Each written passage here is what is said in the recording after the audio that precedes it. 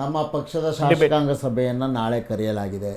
ಅಲ್ಲಿ ತೀರ್ಮಾನ ತೆಗೆದುಕೊಂಡು ನಾಯಕರನ್ನಾಗಿ ಘೋಷಣೆ ಮಾಡಿದ ಮೇಲೆ ರಾಜ್ಯಪಾಲರನ್ನು ಭೇಟಿಯಾಗಿ ಎಂದು ನಾನು ಅಧಿಕಾರ ಸ್ವೀಕಾರ ಮಾಡ್ತೇನೆ, ತಾವು ಬಂದು ಅಧಿಕಾರ ಘೋಷಣೆ ಮಾಡಿಕೊಡ್ಬೇಕು ಅಂತ ಕೇಳಲಾಗುತ್ತೆ. ನಂತರದಲ್ಲಿ ಕರ್ನಾಟಕದಲ್ಲಿ ಈಗಿರುವ ಪರಿಸ್ಥಿತಿಯಲ್ಲಿ ಅಥವಾ ಕೇಂದ್ರ ಸರ್ಕಾರ ನಮಗೆ ಅಸಹಕಾರ ಧೋರಣೆ ಏನು ತೋರಿಸ್ತಾ ಇದೆ, ಅದರ ಜೊತೆಯಲ್ಲಿ ಸರ್ಕಾರ ಹೇಗೆ ನಡ್ಕೋಬೇಕು, ಚುನಾವಣೆಗೆ ಕೇವಲ ಇನ್ನು 2 ವರ್ಷಗಳು ಬಾಕಿ ಇರುವಾಗ ಮಾನ್ಯ ಟ್ರಬಲ್ ಶೂಟರ್ ಅಂತ ಇವರೆಲ್ಲರೂ ಏನು ಆತಂಕ ಪಡ್ತಿದ್ದಾರೆ, ಅದರಲ್ಲೂ ಬಿಡದಿಯವರು ಎಷ್ಟು ಆತಂಕದಲ್ಲಿ ಒಳಗಾಗಿದ್ದಾರೆ, ಅವರ ಆತಂಕ, ತಳಮಳ, ಭಯ ಯಾವ್ಯಾವ ಕಾರಣಕ್ಕಿದೆಯೋ ಗೊತ್ತಿಲ್ಲ. ಅಧಿಕಾರ ಕೊಟ್ಟ ಕುದುರೆಯನ್ನು ಏರಲಾರದವನು ಶೂರನೂ ಅಲ್ಲ, ಧೀರನೂ ಅಲ್ಲ. ಯಾರಿಗೆ ಕುಮಾರಸ್ವಾಮಿ ಹೇಳ್ತಿದ್ರೆ ಅದು ಅರ್ಥ ಆಗುತ್ತೆ. ಅದು ಯಾರು ವಚನ ಭ್ರಷ್ಟ. ಒಂದು ನಿಮಿಷ ಸರ್, ಪೆನ್ನು ಪೇಪರ್ ಕೊಡಿ 3 ವರ್ಷ ಸುಮ್ಮನಿದ್ದಿದ್ದೆ ಸರ್. ಇವಾಗ ನಾನು ಅವ್ರು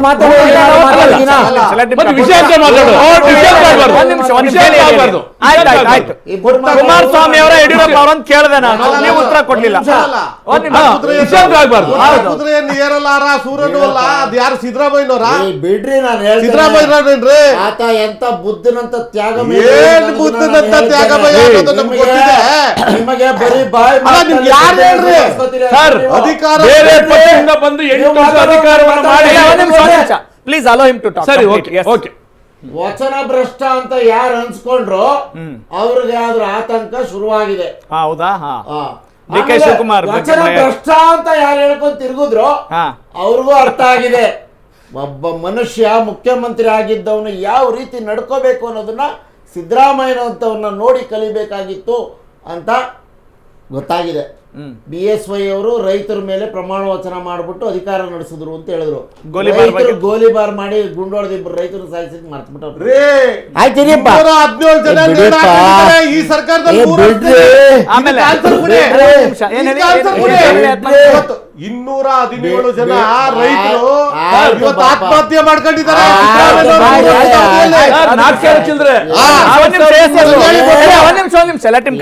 ಆಯ್ತು, ಒಂದು ಉತ್ತರ ಕೊಡ್ರು. ರೈತರ ಹೆಸರಿನಲ್ಲಿ ಪ್ರಮಾಣ ವಚನ ಸ್ವೀಕರಿಸಿದಂತ ಮುಖ್ಯಮಂತ್ರಿ ಅಧಿಕಾರದ ಅವಧಿಯಲ್ಲೇ ರೈತರಿಗೆ ಸಮಸ್ಯೆ ಆಯ್ತು ಅಂತ ಹೇಳಿದ್ರು. ನೆಕ್ಸ್ಟ್ ಸರ್, ಇಡೀ ಭಾರತ ದೇಶಕ್ಕೆ ಅನೈತಿಕ ರಾಜಕಾರಣವನ್ನ ಹೇಳಿಕೊಟ್ಟಂತ ವಚನ ಭ್ರಷ್ಟ ಹೇಳಿದಂತ ಆಪರೇಷನ್ ಕಮಲದ ಪಿತಾಮಹ ಡಿನೋಟಿಫಿಕೇಶನ್ ಹೆಸರಿನಲ್ಲಿ ಭಾರತ ದೇಶದ ಇತಿಹಾಸದಲ್ಲೇ ಮುಖ್ಯಮಂತ್ರಿ ಆಗಿ ಇಟ್ಕೊಂಡಿದ್ದವರು ನೇರವಾಗಿ ಜೈಲಲ್ಲಿ ಹೋಗಿದ್ದು ಅವರೇ ಫಸ್ಟ್.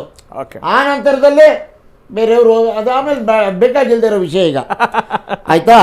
ಉತ್ತರ ಕರ್ನಾಟಕದಲ್ಲಿ ಅತಿವೃಷ್ಟಿ ಬಂದು ಕುಡಿಯಕ್ ನೀರು ಇಲ್ಲದೆ ಆ ನೀರು ಈ ನೀರು ಎಲ್ಲ ಒಂದೇ ಆಗ್ಬಿಟ್ಟು ಜನ ಪರದಾಡ್ತಿದ್ದಂತ ಸಂದರ್ಭದಲ್ಲಿ ಒಂದು ಲೋಟ ನೀರು ಕೊಡಕ್ ಯೋಗ್ಯತೆ ಇಲ್ದಂತ ವಚನ ಭ್ರಷ್ಟತೆ ಬಗ್ಗೆ ಮಾತನಾಡಿದವ್ರಿಗೂ ನಾವು ನೋಡಿದ್ದೇವೆ. 75 ವರ್ಷ ತುಂಬಿತು ಅಂತೇಳಿ ಇವ್ರ ಪಕ್ಷದಲ್ಲಿ ಹೇಗೆ ನಡೆಸ್ಕೊಂಡ್ರು ಅನ್ನೋದನ್ನ ನಾನೇನು ಹೇಳಬೇಕಾಗಿಲ್ಲ. ಆಯ್ತಾ? ಹತ್ತು ಕರೆದು ಅಳದು ಸುರಿದು 75 ವರ್ಷ ತುಂಬಾಯ್ತು ನೀನು ಹೇಳಬೇಕು ಅಂತ ಇವರು ಗೋಳಾಡಿ ಹತ್ತಾಡಿ ಅರ್ಚಾಡಿ ಇಲ್ಲಿಂದ ಅಲ್ಲಿಗೆ ಪ್ರವಾಸ ಮಾಡಿ ಅಲ್ಲಿಂದ ಇಲ್ಲಿಗೆ ಪ್ರವಾಸ ಮಾಡಿ ಕೊನೆಗೆ ಜಬರ್ದಸ್ತಾಗಿ ಕಿತ್ಕೊಂಡು ಅಧಿಕಾರ ಇನ್ನೊಬ್ರು ಕೊಟ್ಟರು. ಆಯ್ತು, ಅಧಿಕಾರ ತಗೊಂಡವರಲ್ಲಿ ಒಬ್ಬರು ಕೇಂದ್ರದ ಮಂತ್ರಿಗಳಾಗಿದ್ರು. ಅವರು ಕೂಡ ನಾನು ಬೇಲ್ ಮೇಲೆ ಓಡಾಡ್ತಾ ಇದ್ದಾರೆ ಇವತ್ತು ಕೂಡ. ಅವ್ರಿಗೆ MP ಟಿಕೆಟೇ ಕೊಡಲಿಲ್ಲ.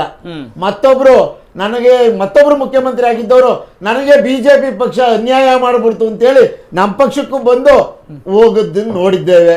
ಆಯ್ತಾ? ಮತ್ತೊಬ್ರು ಈಗೇನೋ ನಮ್ಮ BJP ವಕ್ತಾರರು ಈ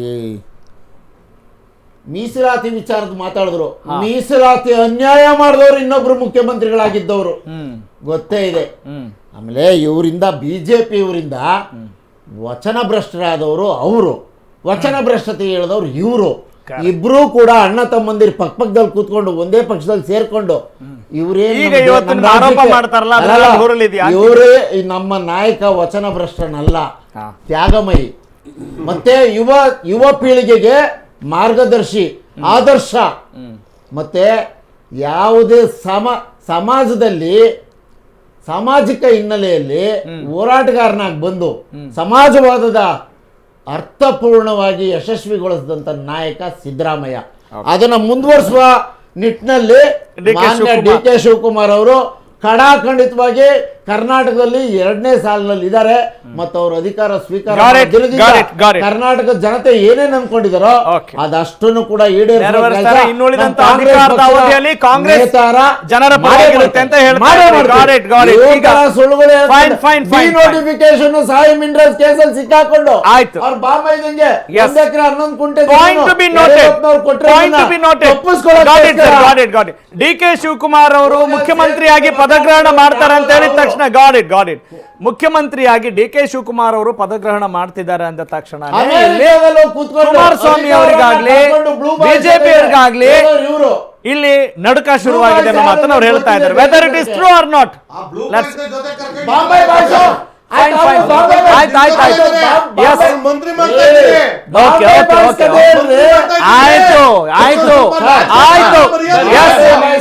ನರಸಿಂಹರಾವ್ ಒಂದ್ ನಿಮಿಷ, ಹಿರಿಯ ಪತ್ರಕರ್ತರು. ಆಯ್ತು ಸರ್, ಆಯ್ತು ಆತ್ಮಾನಂದ್ ಅವ್ರೆ ಆಯ್ತು, ಆತ್ಮಾನಂದ್ ಅವರೇ ಆಯ್ತು, ಅವ್ರು ಬೇರೆ ಏನು ಹೇಳಿಲ್ಲ. ಆತ್ಮಾನಂದ್ ಅವರೇ